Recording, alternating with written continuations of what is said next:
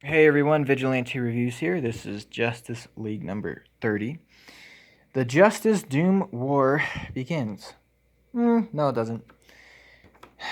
We see Lex Luthor with the Justice League falling all around him. His arm apparently through Superman, I guess. We saw this last issue, guys. You know that, right? So yeah, he takes down all the Justice League, and him and everybody else that's joined him are all marching under Perpetua, following Lex Luthor, taking over the world. This was all a vision that's this dude, Starman, saw and told the Justice League. And they are all facing a huge crowd consisting of the DC Universe superheroes. And they are all convincing them, or, trying to warn them about what's coming and telling them they need help. And they're all kind of asking, well, how can we stop something as powerful as that Lex Luthor? We just watched him kill the entire Justice League single-handedly. What? I guess somebody might ask that, but seems much more likely that they would just be all like, yeah, let's give it our best shot. I mean, if that's really what's going to happen, which, I don't know. If you met this dude on the street, would you believe something he told you? I sure wouldn't. But anyway, Scott Snyder recaps everything that happened in the last 29 issues and all the different. So there's Speed Force, Emotional Spectrum, Sphere of the Gods, Life Force, and Collective Unconsciousness, and the dimensional structure of the multiverse that basically the different heroes of the Justice League represent, which I think is kind of a stupid idea, but whatever. Sorry, not Scott Snyder. I mean, you seem smart and all, but I don't care anymore. I don't. More talking. Probably one of the coolest scenes here is the Hall of Doom in a bleak and dismal swamp. Which, if you guys ever watched Super Friends, you would know what that's from. Big part of my childhood represented right there, actually, but I can't really say it fits the story. So now we see, all the villains, because Lex Luthor, as you see, has offered dark gifts to the villains of the DC Universe to try and get them to join his evil conquest. Perpetua is apparently awake now and up and walking around. Never heard of her before. Justice League issue, I think it was, or was it No Justice? I don't know. Anyway, there's something about a writer who tries to make it sound like the fate of the world, the fate of the entire universe, in fact, is at stake. When you're basically just like throwing the biggest, darkest thing at us possible, and we're like, oh yeah, and the Justice League has to stop it, but they're severely outnumbered. How will they ever do it? It's very cliche. Now, cliches can actually be used for good storytelling, especially when you follow certain character cliches. Story cliches are more the issue here. It's not a very compelling story, and it's like you're making up a bunch of things and a bunch of rules. It's like when you're a kid and you're playing like rock paper scissors, and you're like, all right, rock paper scissors. You got rock, you got your paper, and you got your scissors. Very simple game.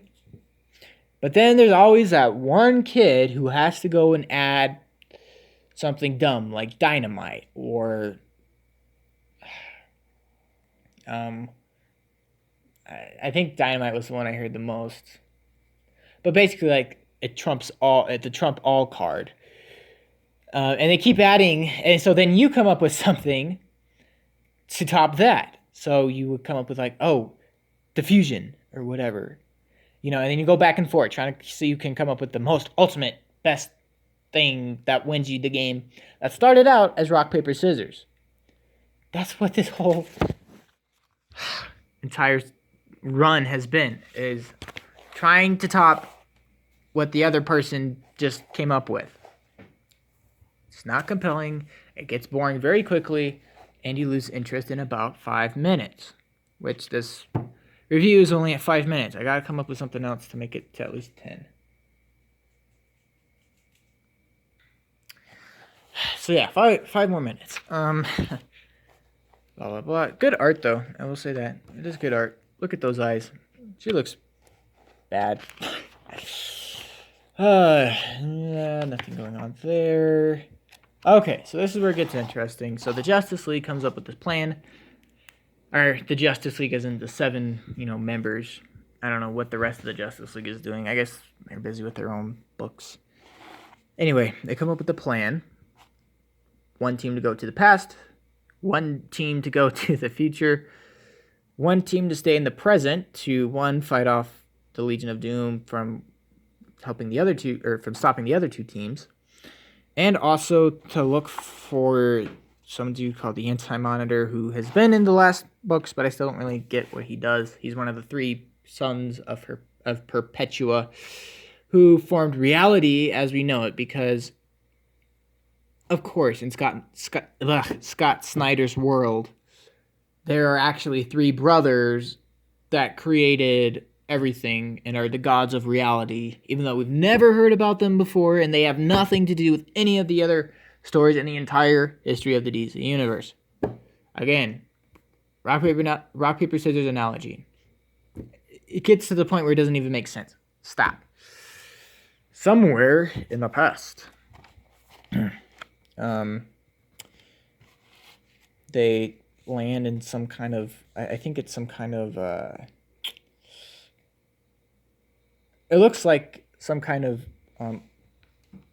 established university or something like that. And on the dust-covered walls, there's a painting of the city with Doom banners all over it. Then Batman, Superman, and Wonder Woman land in the future. And right off the bat, they're confronted with, obviously, some kind of evil robot being controlled by the Legion of Doom, or, Brainiac or somebody from the villains. They shoot at Superman with a kryptonized blast. So they're all like, whoa, how did that symbol get to the future? And this kid is like, I think I can explain. My name is Commandy. I'm the last boy on Earth, and you're about 2 weeks too late to save your future. Dum, dum, dum. All right, then we get to the coolest part of the book. Superman, Green Lantern, and Flash. See, he says it feels like some kind of private museum, so you get that kind of feeling from it. So yeah, he says, but this place feels like some kind of private museum. And somebody behind him says it's more of a headquarters, and you see the speed lightning thing of the Flash. The secret headquarters, a secret headquarters. Sorry, forgot. So they're in the past. These people are speaking with a little bit different. Yes, a secret headquarters at that. So we've got some questions.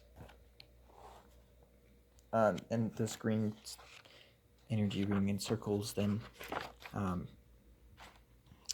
And Flash asks, "Who are you?" And they said, Jay Garrick says, "We're the Justice Society of America, son, and you're about 2 weeks too late to save your past. I'm afraid whatever war you're waging, it was over before it ever began." So, bam, we get the Justice Society of America, which is super cool, because they are all heroes from the 1940s. The 1940s, my all-time favorite period in history. If I could build a time machine, go back to the 1940s, and never come back, I would do it. I would. So yes, I love anything to do with the 40s, and I'm a big fan of the characters that are from the 40s. So you got Jay Garrick, who's the old-fashioned Flash, the original Flash. You've got what's his name? See, I say I love these characters and then I can't remember their names. Oh my gosh. Anyway, he's the original Green Lantern, and his lantern ring is powered by magic, not by the Green Lantern Corps like John Stewart's is. Crap. Which I think it's Alan something. Yeah, I'll remember and tell you in the next issue the next video because he's in that one. You've got Wildcat over here. You got Starman, Sandman, Hawkman, the Prism or the Phantom, something like that. Dr. Fate looking cool. So anyway, it's exciting that they're here. I just wish Scott Snyder has good ideas, but then he doesn't always follow through with them. So as you'll see in the next issue, which I've read, they don't really do much yet. I'm hoping that they come and become, a big part of the story, but right now they're not really that involved yet. So anyway, that was issue 30. So I've gone through 30 issues of these, and like I said on the last one, I wish they would just do smaller stories, single issue even stories, of just a couple characters taking on some bad guys who are up to some shenanigans.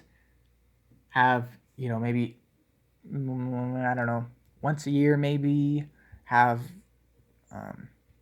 or like this book comes, I think this is like a twice weekly book, so you could even do it like every other month, have a 3-issue story where you have the whole team come in and take on a bigger threat. And then once, a year, or maybe not even once a year, just very rarely, basically, you can have the big, like, 7-issue miniseries where something big happens and it adds to the DC Universe's mythos, instead of trying to do that in every single issue.